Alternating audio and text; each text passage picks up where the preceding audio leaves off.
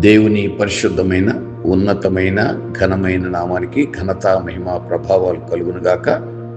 అనుదిన జీవాహారము అనే YouTube channel ద్వారా దేవుని యొక్క ప్రేమ వాక్కులను వినడానికి ప్రభు మనకిచ్చిన ఈ మంచి సమయాన్ని బట్టి పిల్లారా నేను ప్రభువుని స్తుతిస్తా ఉన్నాను. వాక్యాన్ని వింటున్న మీ అందరికీ వందనాలు. మీ అందరి కొరకు ప్రత్యేకంగా ప్రార్థన చేస్తా ఉన్నాను. మీరు మా కొరకు పరిచర్య కొరకు ప్రార్థన చేయండి. ప్రార్థన చేసుకుని ముందు వాక్యాన్ని చదివి మీకు వినిపించిన తర్వాత అప్పుడు నేను మీ కొరకు ప్రార్థన చేస్తాను. మత్తయి సువార్త 5వ అధ్యాయం, మత్తయి సువార్త 5వ అధ్యాయం 2వ వచనాన్ని నేను చదువుతున్నాను. అప్పుడు ఆయన నోరు తెరచి ఇలాగూ బోధింపసాగెను. అప్పుడు ఆయన నోరు తెరచి ఇలాగూ బోధింపసాగెను. ప్రార్థన చేసుకుందాం. ప్రేమగల తండ్రి, పరిశుద్ధుడైన మా ప్రభువా, మీ పరిశుద్ధ పాదాలకు వందనాలు. తండ్రి, నీవు మహాగణుడవు, మహోన్నతుడవు, ఆకాశ మహాకాశాలు పట్టజాలని గొప్ప దేవుడు, స్తుతులకు పాత్రుడవు, స్తోత్రార్హుడవు, జీవాధిపతివి, సర్వాధికారివి, సర్వలోకాన్ని సృష్టించిన పరమ తండ్రివి, మమ్మలను ప్రేమించే దేవుడు తండ్రికి వందనాలు. యెహోవాను స్తుతించుడి, ఆకాశవాసులారా యెహోవాను స్తుతించుడి, ఉన్నత స్థలముల నివాసులారా ఆయనను స్తుతించుడి, ఆయనను కీర్తించుడి. ప్రభువా, మీరిచ్చిన ఈ యొక్క వాక్కును బట్టి మీకు వందనాలు. 148వ కీర్తనలో సెలవిచ్చారు. అవును ప్రభువా, మరి ఉదయకాల సమయంలో అనుదిన జీవాహారం అనే వర్తమానం ద్వారా మీరు మాకు ఇచ్చిన ఈ మంచి సమయాన్ని బట్టి ప్రభువా నీకు వందనాలు. వాక్యాన్ని వింటున్న మా బిడ్డలు ఎవరు ఎలాంటి పరిస్థితుల్లో ఉన్నారో తండ్రి నాయన, మీరు చూస్తున్న దేవుడు, వారి ప్రార్థన ఆలకించే దేవుడు. మీ అనుకూల సమయంలో తండ్రి బిడ్డల ప్రార్థన, మా ప్రార్థన ఆలకించి మా బిడ్డల పట్ల మీ ఉన్నత ఉద్దేశాలు పరిపూర్ణం చేయండి. నీ సువార్త ఇంకా ఎంతమందికి అయితే విన్నపడలేదు, అందలేదో తండ్రి, వారికి యూట్యూబ్ ద్వారా నీ బిడ్డలు అనేక మంది దైవ సేవకులు వర్తమానాలు పంపిస్తున్నారు ప్రభు. ఇది కేవలము నీ కృప అయినందుకు నీకు వందనాలు. అటువంటి అవకాశాలు దైవజనులుగా ఆత్మపూర్లే ప్రభు నాయన వాక్కులు పంపిస్తూ ఉన్నారు. వాటి ద్వారా నీ బిడ్డలు అనేక మందిని మీరు రక్షించుకుంటున్నారు. తండ్రి, కృప చూపించండి. ప్రతి ఒక్కరి పట్ల నీ ఉన్నత ఉద్దేశాలు పరిపూర్ణం చేయమని ఈ దిన వర్తమానం ద్వారా మాతో మాట్లాడటానికి మీరు ఇష్టపడినందుకు తండ్రి మీకు స్తుతులు చెల్లించుకుంటూ మహిమ ఘనత ప్రభావాలు మీరు మాత్రం పొందుకుంటారని యేసు పరిశుద్ధ నామములో ప్రార్థించి బ్రతిమిలాడి వేడుకొనుచున్నాము తండ్రి, ఆమేన్. ప్రభునందు మిక్కిలి ప్రియులారా, మనము చదువుకున్న పాఠాన్ని బట్టి నేను ప్రభువుని స్తుతిస్తా ఉన్నాను. మత్తయి సువార్త 5వ అధ్యాయం అనేసరికి మనకు అర్థమైంది ఏంటంటే కొండ మీద ప్రసంగం. అంటే ప్రారంభంలో ఆయన ప్రసంగం ప్రారంభానికి ముందు ఆయన జనసమూహములను చూచి కొండ ఎక్కి కూర్చుండగా ఆయన శిష్యులు ఆయన వద్దకు వచ్చారు. ప్రభు అయిన యేసు ప్రియులారా, మొట్టమొదట కొండ మీద ప్రసంగం ఆయన కొండ ఎక్కి కూర్చుండగా ఆయన శిష్యులు ఆయన వద్దకు వచ్చారు. అప్పుడు ఆయన నోరు తెరచి ఇలాగూ బోధింపసాగెను. ఆయన 3వ వచనంలో ప్రియులారా, ఆత్మ విషయమై దీనులైన వారు ధన్యులు, పరలోక రాజ్యము వారిది. నోరు తెరచి మొట్టమొదటి మాట ఏమొచ్చిందంటే ఆత్మ విషయమై. ఆయన బోధించే ముందు కూడా ప్రియులారా, మనం 40 దినాలు మన ఇంట్లో ఉపవాస ప్రార్థనలు మనం అంటాం కదా. ప్రభువైన యేసు సువార్త పరిచయం ప్రారంభించే ముందు కూడా ఈ 4వ అధ్యాయం మొదటి వచ్చి చూసినట్టయితే మత్తయి సువార్త, అప్పుడు యేసు అపవాది చేత శోధింపబడ్డకును ఆత్మ వలన అరణ్యమునకు కొనుక్కోబడెను. ఆత్మ వలన పిల్లరా, ఆది కాండం మొదటి అధ్యాయం అంటే పరిశుద్ధ గ్రంథ పరిశీలన ఒకసారి మనం చూస్తే అసలు ప్రారంభము ఎలా ఉంది, ఆ తర్వాత ఎలా ఉంది, ముగింపు ఎలా ఉంది అని మనం పరిశీలన చేసినట్లయితే పరిశుద్ధ గ్రంథాన్ని మనం చదివితే పిల్లల చదవగా తినగా వ్యాపకతీగా ఉండాలంటామే. ఈ పరిశుద్ధ గ్రంథంలో ప్రత్యేకత ఏంటంటే ఎన్నిసార్లు చదివినా ఇంకా ఏదో క్రొత్తదనం మన పరిశుద్ధ గ్రంథం నుంచి ఇటువంటి చక్కని అనుభూతులు మనం పొందుకుంటాం. దేవాదేవుడైన యెహోవా ఆది యందు దేవుడు భూమి ఆకాశములను సృజించెను. భూమి నిరాకారముగాను శూన్యముగా ఉండెను. చీకటి అగాధ జలము పైన కమ్మి ఉండెను. దేవుని ఆత్మ జలములపై అల్లాడుచుండెను. అంటే ప్రారంభంలో దేంతో ప్రారంభించాడు? దేవుని ఆత్మ ద్వారా ప్రారంభించారు. మన వాక్యాన్ని చాలా జాగ్రత్తగా గమనించినట్లయితే, వాక్యాన్ని బాగా చదివే బిడ్డలు మీరు, వాక్యంలో చాలా మంచి అనుభవం గల బిడ్డలు మీరు కాదన్న ఉద్దేశం ఇంత మాత్రం కాదు పిల్లలు. ఆరంభంలో ఆది కాండంలో ఆత్మ ద్వారా ప్రారంభించాడు. భూలోకానికి ప్రభు అయిన యేసు వచ్చినప్పుడు పిల్లగా ఆయన ఆత్మ అంటే నోరు తెరచి ఇలాగూ బోధింపసాగాడు. ఆత్మ విషయమై దీనులైన వారు ధన్యులు, పరలోక రాజ్యం వారిది అని సువార్త పరిచర్య ప్రభు అయిన యేసు ప్రారంభించాడు. ఇకపోతే మనం లూకా సువార్త చూస్తాం కదా, ఆత్మను తండ్రికి అప్పగించుకునేను అని మనం పిల్లల చివరి మాట మాట్లాడతాం. అంటే పరిశుద్ధ గ్రంథం యొక్క వివరణ ఎలా ఉంటుంది అంటే పిల్లల ఆ గొప్ప శబ్దముతో పిల్లల 46 వచనం, లూకా సువార్త 23వ అధ్యాయం 46 వచనంలో, అప్పుడు యేసు గొప్ప శబ్దముతో కేక వేసి, తండ్రి నీ చేతికి నా ఆత్మను అప్పగించుకొనుచున్నాను. ప్రభు నోరు తెరచి ఇలాగూ బోధింపసాగెను. అంటే ఆత్మ ద్వారా ఆది కాండం ఆరంభమైతే, ఆత్మ ద్వారా పరిశుద్ధ ఆత్మ ద్వారా ప్రభు అయిన యేసు సువార్త పరిచర్య ప్రారంభిస్తే, సిలువలో చివరి మాట ఆత్మను తండ్రికి అప్పగించుకుంటున్నాను. కనుక పరిశుద్ధ గ్రంథాన్ని పిల్లరా ఎవరికి అర్థమవుతుందంటే ఎవరైతే ఆత్మపూర్ణులే. అది నా ఉద్దేశం. అది అంటే ఆత్మపూర్ణులు కాని వారికి అర్థం కాదండి పాస్టర్ గారు అంటే కాదు, నా ఉద్దేశం అది కాదు. అంటే ఆత్మను పొందుకోవటానికి ప్రయత్నం చేయండి. ఆత్మను పరిశుద్ధ ఆత్మను పొందుకున్న తర్వాత దాన్ని కాపాడుకోవటానికి చాలా జాగ్రత్తగా పరిశీలన చేయాలి.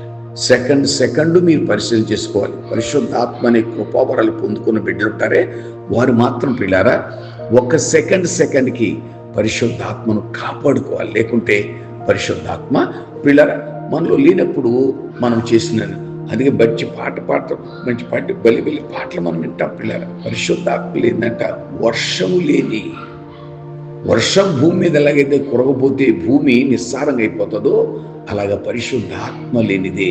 కనుక ఆత్మ ద్వారా ఈ కార్యాలు ప్రారంభమయ్యాయి. నోరు తెరచి అని సంఖ్యాకాండంలో పిల్లారా మనం నోరు తెరచని ఒక సబ్జెక్ట్ మనం ఇవాళ జ్ఞాపకం చేసుకున్నామే. ఇది ఒక్క మాట మీకు నేను చదువుతాను.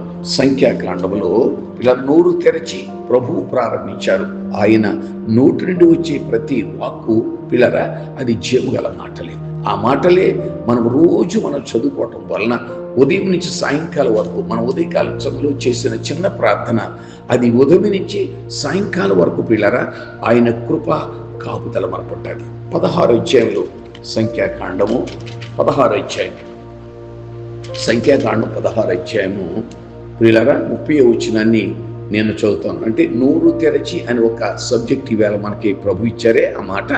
అయితే యెహోవా గొప్ప వింత పుట్టించటం వలన వారు ప్రాణములతో పాతాళములో కూలినట్లు భూమి నోరు తెరచి, ఒక మంచి మాట మనం నేర్చుకున్నాం కదా, నోరు తెరచి వారికి కలిగిన సమస్తమును మింగివేసిన ఎడల వారు యెహోవాను అలక్ష్యము చేసిరని మీకు తెలియదు. నేను పిల్లల సంఖ్యాకాండంలో పిల్లలు మనం జ్ఞాపకం చేసుకున్నట్లయితే కనుక ఇక్కడ జరిగిన ఒక విపత్తు నిమిత్తము ఆ విధంగా నోరు తెరచి అనే మాట మనం నేర్చుకున్నాం. 28వ వచనంలో మోషే ఈ సమస్త కార్యములు చేయుటకు యెహోవా నన్ను పంపిననియు నా అంతట నేనే వాటిని చేయలేదనియు దీని వలన మీరు తెలుసుకుందరు. మనుషులకు అందరికీ వచ్చి మరణం వంటి మరణము వీరు పొందిన ఎడలను సమస్త మనుషులకు కలుగునదే వీరికి కలిగిన ఎడలను యెహోవా నన్ను పంపలేదు. అయితే యెహోవా గొప్ప వింత పుట్టించటం వలన వారు ప్రాణములతో పాతాళములో కూలినట్లు భూమి నోరు తెరచి. పిల్లరా 26వ అధ్యాయంలో కూడా సంఖ్యాకాండం అంటే నోరు తెరచి అని దేవుడు మనకు ఒక అద్భుతమైన సబ్జెక్టు ప్రారంభంలోనే మనం నేర్చుకున్నాం. నోరు తెరచి ఆయన బోధింప మొదలు పెట్టారు ఆయన. కనుక ఆయన నోట నుండి వచ్చే ప్రతి వాక్కు మనకు జీవం గలది. అటువంటి జీవం గల వాక్కులను ప్రతిరోజు మనం చదువుకుంటామంటే పిల్లరా 26వ అధ్యాయములో 10వ వచనం పిల్లరా 10వ వచనం ఆ సమూహపు వారు మృతి పొందినప్పుడు అగ్ని 250 మందిని భక్షించినందునను భూమి నోరు తెరచి వారిని కోరహును మృంగి వేసినందునను వారు దుష్టాంతములైరి. భూమి నోరు తెరచి, పిల్లరా ఆలోచిద్దాం. ఈవేళ నోరు తెరచి అని ఒక మంచి అద్భుతమైన సబ్జెక్ట్ ప్రభు మనకిచ్చాడు. ద్వితీయోపదేశకాండంలో కూడా, అంటే పాత నిబంధనలో నుంచే మన కొన్ని విషయాలు మనం జ్ఞాపకం చేసుకుంటున్నాం. ద్వితీయోపదేశకాండం 11వ అధ్యాయం, ద్వితీయోపదేశకాండము 11వ అధ్యాయము 6వ వచనాన్ని నేను మీకు చదువుతా ఉన్నాను.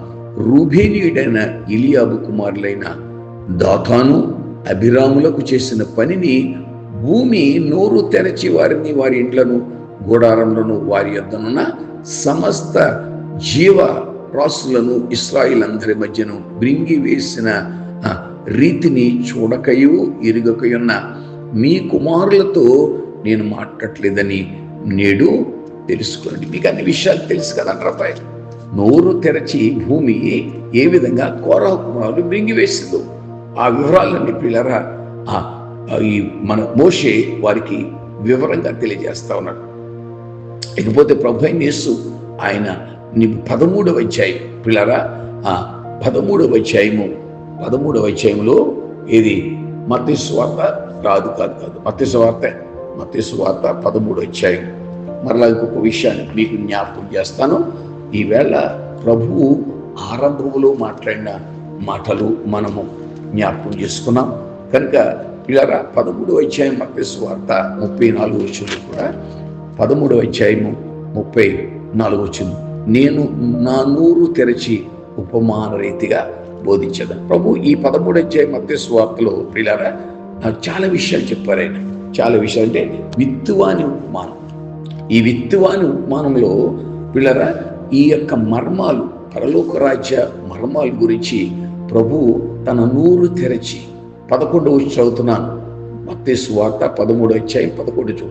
పరలోక రాజ్య మర్మములు ఎరుగుట మీకు అనుగ్రహింపబడదు కానీ వారికి అనుగ్రహింప. అంటే ఈ మర్మాలు భూలోకంలో ప్రభు అయిన యేసు సువార్త పరిచర్య పిల్లారా తన శిష్యులకు 12 మంది శిష్యులకు అక్షరాలక్షుణ్ణంగా బోధించాడు. ఆయన ఏమి చెప్పాడు 11 విషయం అంటే పరలోక రాజ్యం అంటే ఒక మర్మం లాంటిది.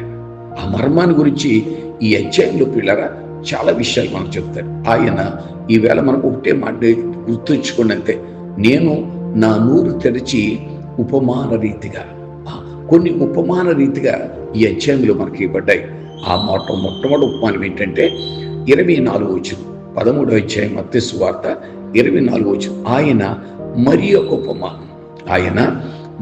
ఉపమానం వారితో చెప్పాను. ఏమనగా పరలోక రాజ్యము తన పొలములో మంచి విత్తనం విత్తిన ఒక మనిషిని పోలి ఉన్నది. సాధారణంగా మన భూలోకానుసారంగా కూడా మనం చూసినట్లయితే వ్యవసాయకుడు పొలాన్ని సిద్ధపరిచిన తర్వాత విత్తనాలు వేసేటప్పుడు చాలా జాగ్రత్తలు తీసుకుంటాడు.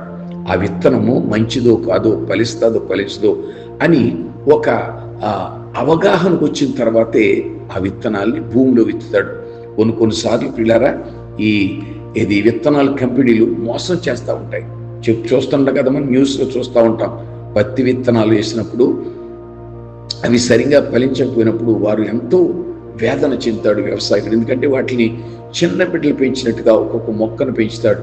ఆ పెంచిన మొక్క కనుక అది సరైన రీతిలో కాపు ఇవ్వకపోతే ఆయన మోసపోయింది. కానీ ఇది లోకానుసారమైంది. కానీ ప్రభువు చెప్పిన ఉపమానం ఏంటంటే ఆయన పరలోక రాజ్యం తన పొలములు మంచి విత్తనము అనేది పిల్లరా దేవుని వాక్యం. పొలము సంఘమైతే విత్తబడిన ఆయన మనుష్యుని అంటే మనిషి ప్రభు అయిన యేసే. ఇదిగో 19వ అధ్యాయం యోహాను సువార్త 5వ వచనంలో పిలాతు ప్రభు అయిన యేసును చూసి ఒక మాట అంటాడు, ఇదిగో ఈ మనుష్యుడు. అంటే పిల్లరా ఆ విత్తనము పిల్లరా ఆయన విత్తాడు. అయితే ఇక్కడ మనకిచ్చే మంచి మాట ఏంటంటే మనుష్యులు నిద్రించుండగా అతని శత్రువు వచ్చి గోధుమల మధ్య గురుగులు విత్తిపోయాను. ఎప్పుడు కూడా కాపరి కొంచెం అలర్ట్గా ఉండాలి. సంఘంలో ఈవేళ చాలా ప్రతి సంఘంలో ఏదో సమస్య పిల్లారా. ఆ సమస్యలు కూడా సాతాను ఏం చేస్తాడంటే ఆ సంఘంలో ఏదో ఒక విశ్వాసిని ప్రేరేపింప చేసి పాస్టర్ గారి మీదో విశ్వాసుల మీద లేనిపోని తలపోటు రావటం వలన సంఘంలో చీలికలు వస్తూ ఉన్నాయి. చాలా సంఘాలు పిల్లల వాళ్ళు అక్కడి నుంచి వెళ్ళిపోయారండి, వేరే సంఘం పెట్టుకున్నారని వింటూ ఉంటాను. నేను కూడా అప్పుడప్పుడు కొన్ని సంఘాలకు వెళ్తూ ఉంటాను. నేను వారు చెప్పే సాక్ష్యం, పాస్టర్ గారు సంఘం చాలా నిండుగా ఉండేదండి, అయితే ఒక ఆయన ఇలా చేశాడు అలా చేశాడని మనం చెప్తా ఉంటాం పిల్లరా. అంటే సంఘ కాపరి కనుక ఏమాత్రం ఎలర్ట్గా కనుక లేకపోతే, పట్టించుకొని విధానంలో ఉంటే పిల్లరా, సాతాను వెంటనే గురుగులు విత్తేస్తాడు. ప్రభువు నోరు తెరచి ఆయన నేను నా నోరు తెరచి ఉపమానం చెప్తా ఉన్నాను అంటే వారికి పరలోక రాజ్యం ఎలాగుంటుంది అని వారికి తెలియని రీతిలో ఉన్నప్పుడు పిల్లల చిన్న బిడ్డలకి ఆ ఇల్లు ఏ విధంగా అమ్మ నేర్పిస్తుందో ఆ విధంగా ప్రభువు వారికి ఒక విత్తనాన్ని చూపించి ఆ విత్తనం గురించి ప్రభు చెప్తున్నాడు. గోధుమల మధ్య చేశాడు, గురుగులు విత్తిపోయాడు. గురుగులు అపవాది సంబంధి, విత్తినవాడు సాతాను. అవుడు సంఘము ఆత్మీయతగా పెరుగుతూ ఉంటే దాంట్లో ఆటోమేటిక్గా మీకు తెలియని రీతిలో సాతానుగాడు గురుగులు విత్తేస్తాడండి. అక్కడి నుంచి సంఘంలో ఎన్ని సమస్యలు, ఎన్ని ఇబ్బందులు అలా జరుగుతాయి. కనుక మొలకలు పెరిగి గింజ పట్టినప్పుడు గురుగులు కూడా అగుపడినాయి. ఈ నిద్రవుతున్నాడు, కాపరి నిద్రవుతుంటే సాతానుగాడు వచ్చి మొత్తం మీద 5-10 మంది మీద ప్రభావం చూపించుతా సంఘ కాపరి మాకు కలిసి డ్యామ్ కాపరి మీద ఎదురు తిరిగే స్వభావం. సరే, ఎప్పుడైతే అలా జరిగిందో పిల్లరా, ఇక్కడ ప్రభువు చెప్తున్న ఉపమానంలో అయితే మొలకలు పెరిగాయి, గింజలు గురుగు పట్టాయి, అన్ని బాగున్నాయి. అప్పుడు ఇంటి యజమాని దోసలు అతని దగ్గరకు వచ్చి, అయ్యా పనిచేసేవాళ్ళు చెప్తున్నారు, నీవు నీ పొలంలో మంచి విత్తనం విత్తితివి కదా, అందులో గురుగులు ఎక్కడి నుంచి వచ్చినాయని. అసాపరాని పిల్లారా, లోదన సంఘం ఉంది, అందులో మొన్న పోయిన ఆదివారం కోసం చూసే ఉంటారు. ఎంత దారుణంగా ఈవేళ క్రైస్తవ బిడ్డలు మనము సిగ్గుపడే రీతిలో వారు కొట్టుకుంటున్నారండి, అక్కడ డబ్బుల కోసం అంట. ఎంత దారుణం పిల్లారా. మరి ఇదే గురుగులంటే ఇలాగే ఉంటాయి. కాబట్టి మనం లోతుకెళ్ళొద్దు, మనకు వద్దు.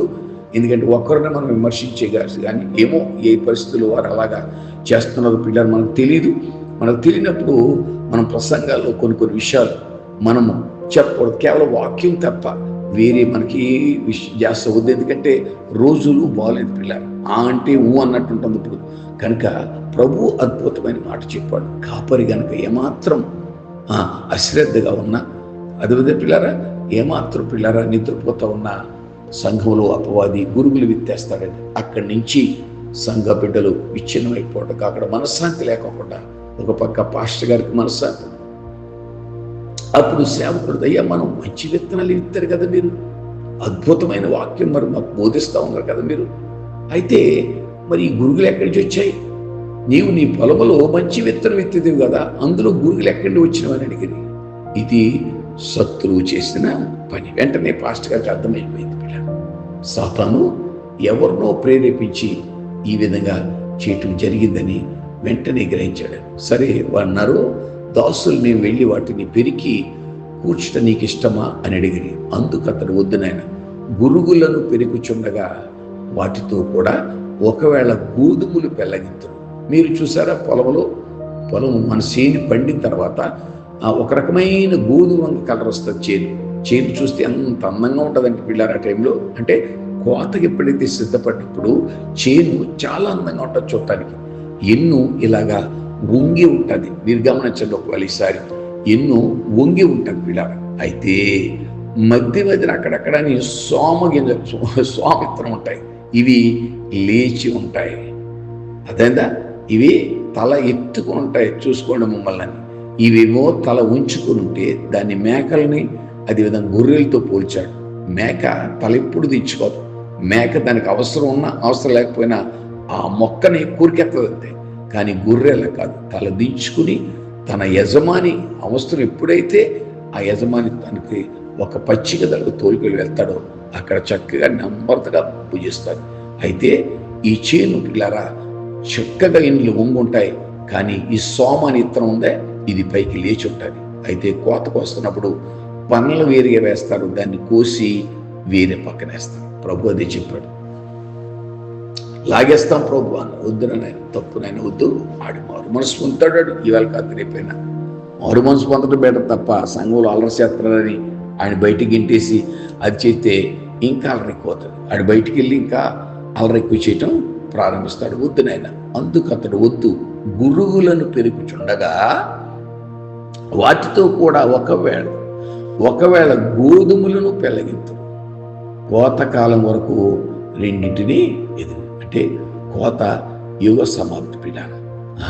గురుగులను ఈసారు తీసి పడేసి కాల్చివేయి, అదే కట్టలు కట్టి వాటిని కాల్చివేయటకు కట్టలు కట్టి గోధుమలు నా కొట్లో చేర్చి పెట్టడని కోతగాండతో చెప్పుదునని. నువ్వు పిల్లారా, దీని అర్థం, అద్భుతమైన అర్థం ఏంటంటే, అందుకు ఆయన 37 వచనం, ఈ ఉపమానంలో ప్రభువు నోరు తెరచి చెప్పిన ఉపమానంలో ఉన్న అద్భుతమైన విషయం ఏంటంటే, ఆయన దాని వివరణ చెబుతా ఉన్నాడు. 37 వచనం, అందుకు ఆయన ఎట్లని, మంచి విత్తనం విత్తువాడు మనుష్య కుమారుడు. ఆల్రెడీ మీకు చెప్పాను నేను. మంచి విత్తనం, మన ప్రభువు విత్తే ప్రతి విత్తనము మంచి విత్తనమే. కానీ దాన్ని మనం అవగాహన చేసుకోలేక పిల్లరా మనకు అది చెడు విత్తనంగా మారింది.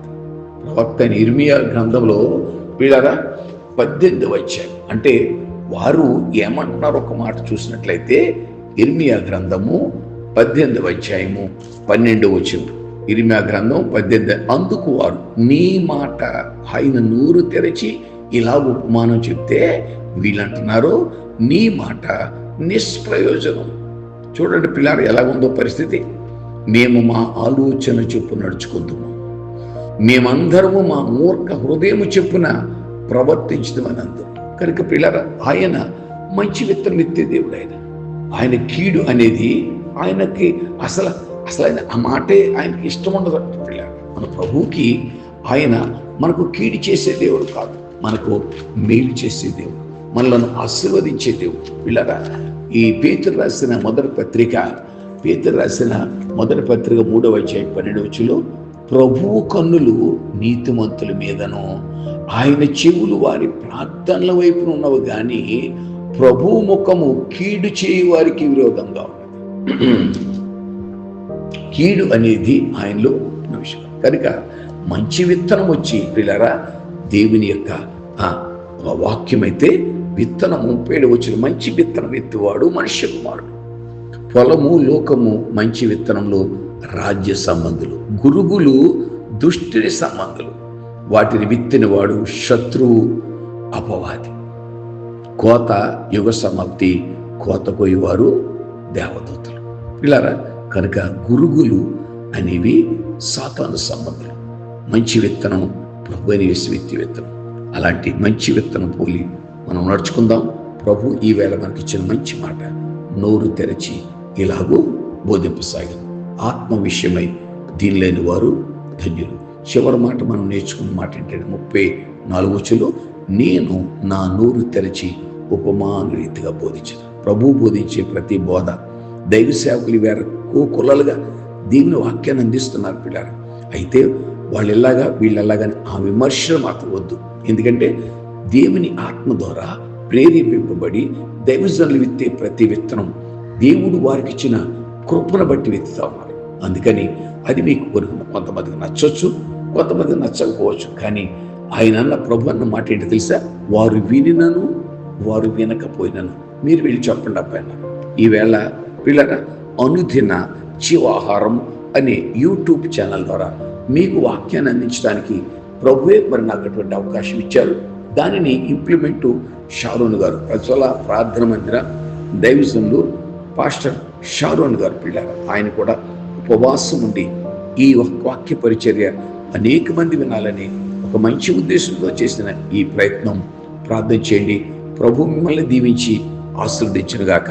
మీ అందరి కొరకు ఒక చిన్న ప్రార్థన చేస్తున్నాను. ప్రేమగల తండ్రి, పరిశుద్ధుడా నీకు వందనాలు. అనుదిన జీవాహారం అనే యూట్యూబ్ ఛానల్ ద్వారా తండ్రి మీ బిడ్డలకు అనేక మందికి మీ ప్రేమగల వాక్కులను అందించాలని ఒక మంచి ఉద్దేశంతో తండ్రి మీరు మాకు ఇచ్చిన ఈ మంచి అవకాశాన్ని బట్టి వందనాలు. ఈ వాక్కులు ఎంతమంది బిడ్డలైతే వింటున్నారు, వినటం వలన విశ్వాసం కలుగును. ఎందుకంటే మీరు నోరు తెరచి ఆరంభంలో ఆత్మ ద్వారా మాట్లాడారు, చివరిని ఆత్మను అప్పగించారు. తండ్రి నీవు చేసిన ఈ త్యాగం, ఈ బలియాగం అది మా హృదయాల్లో గుచ్చబడింది. మారు మనసులోకి మమ్మల్ని నడిపిస్తుంది నాయన. అవును ప్రభు, నీ ప్రేమ గల ప్రతి వాక్కు ద్వారా బిడ్డలు స్వస్థ పొందుతారు. అటువంటి కృపాభాగ్యం నీ బిడ్డలకు దయచేస్తారని మీరు ఇచ్చిన ఈ మంచి అవకాశాన్ని బట్టి, ఈ సమయాన్ని బట్టి దేవా నీకు స్తుతులు చెల్లించుకుంటూ వాక్యాన్ని వింటున్న మా బిడ్డలందరినీ దీవించి ఆశీర్వదించమని యేసు పరిశుద్ధ నామములో ప్రార్థించి బ్రతిమిలాడి వేడుకొనుచున్నాం తండ్రి, ఆమేన్. తండ్రి, కుమారుడు, పరిశుద్ధాత్మ త్రియేక దేవుని దీవెన మీకు తోడండును గాక. ఆమేన్, ఆమేన్.